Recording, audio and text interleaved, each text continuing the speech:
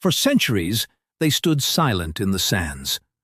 Colossal guardians of iron, watching over the border between worlds.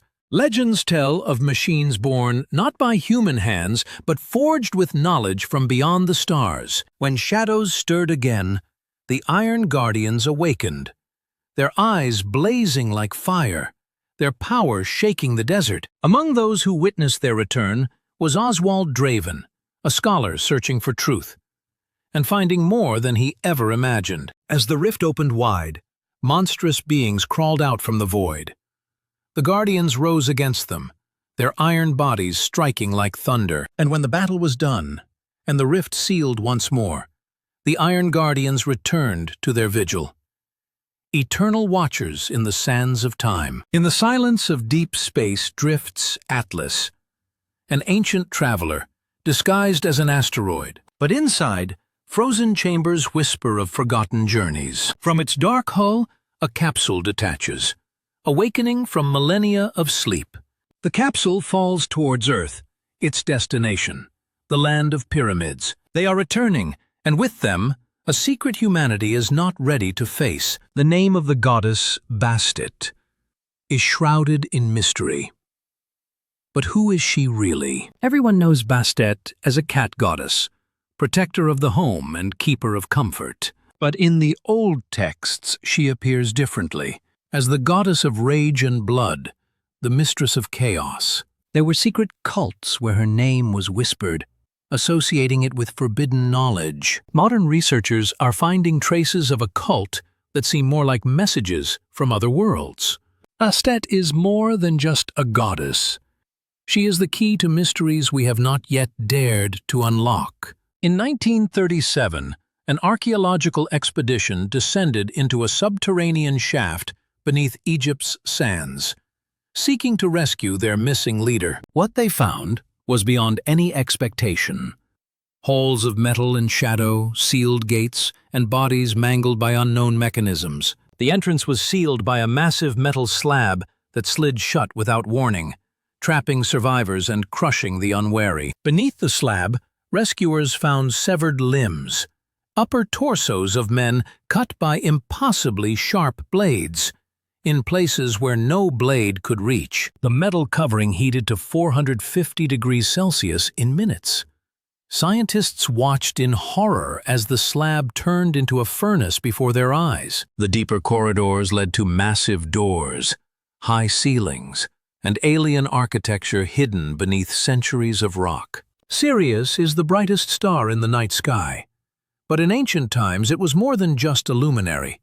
It was a door to the unknown. The Dogon acknowledged that their knowledge of Sirius came from those who descended from the sky. Who were they, and where, or rather, from what world? Oswald Draven is a scientist and investigator of the magical.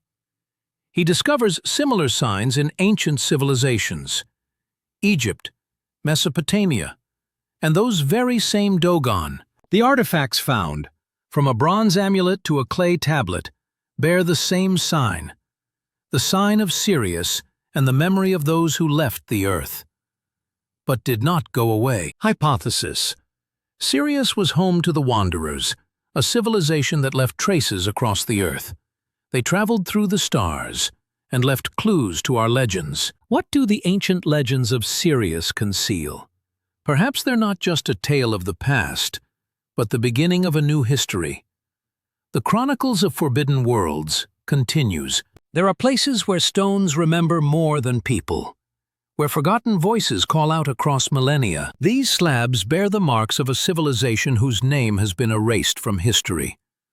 But their call is still heard by those who know how to listen. Oswald Draven explores the excavation site and discovers more than just ruins. He uncovers memory nodes, magical seals hidden beneath layers of time. Voices don't sound like words, but like vibrations, echoes in the mind. They're not spirits. They're memories of those who were and are gone. But the call of the forgotten is dangerous. By awakening their memories, one can also awaken what would have been better left in the dark. Every secret holds a price, and sometimes the voice of the past is a warning, not knowledge. But who can resist the call of the forgotten? They called it a falling star. But the ancients knew such stones do not come from our world. The priests wrote of heavenly fragments that granted power over time and dreams. But anyone who touched them disappeared. Oswald Draven received a shard found by the Bedouins. Its surface seemed alive, as if the stone were breathing. Soon, strange things began to happen. Things moved without reason. Dreams became all too real. The shard wasn't just a stone.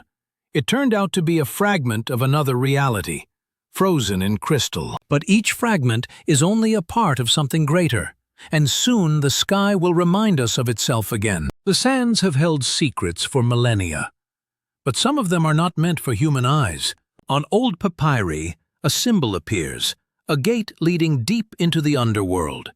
The priests claimed that behind it lay something that must not be disturbed. Oswald Draven, an explorer of the impossible, was drawn to a strange map pointing to a desert location where the sands concealed a gate. When the gate was found, the air around them seemed to freeze. Even the desert wind fell silent, as if the world itself held its breath. Inside, they discovered halls whose walls were adorned with strange figures, half human, half beast. It looked less like a temple, and more like a warning. But what lurked beyond the gates was not asleep. It was biding its time. In the very depths of an ancient cave, archaeologists discover a mysterious arch, symbols of stars and cosmic forces, as if waiting to be touched. This is more than just a passage. It is a gateway to the unknown. Before us is a hall where ancient stars are frozen in stone. Planets, orbits, secret paths, like navigation through the ages. An archaeologist traces a path. Perhaps a path home. It's enormous. It glows. This sarcophagus contains a body whose energy has not faded. Every feature is like the pulse of an alien civilization. A mask rests on the altar. Its gaze transcends time. This is the face of a ruler, not of this earth. Ancient vessels, filled with light.